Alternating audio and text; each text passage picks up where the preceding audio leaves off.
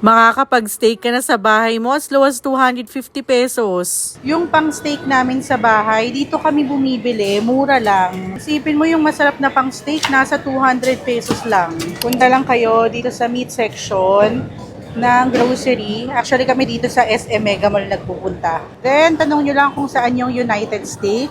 So, dito kami kukuha. Yan, ang dami ngayon. 238 pesos lang. Itong mas maliit ng konti, 165 pesos. Dry age to ha, so 30 to 45 days nilang ni-store bago nila ilabas doon.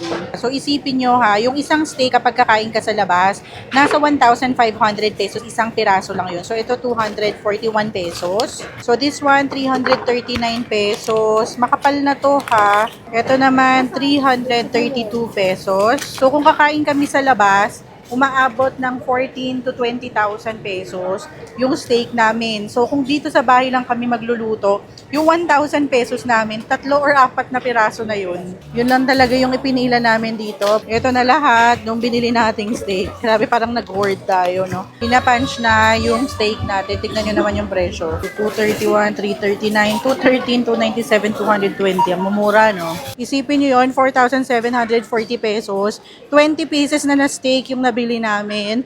'Di ba? Pang matagalan na yung 4,000 pesos nun sa isang piraso pa lang na steak yung pagkakain tayo sa restaurant.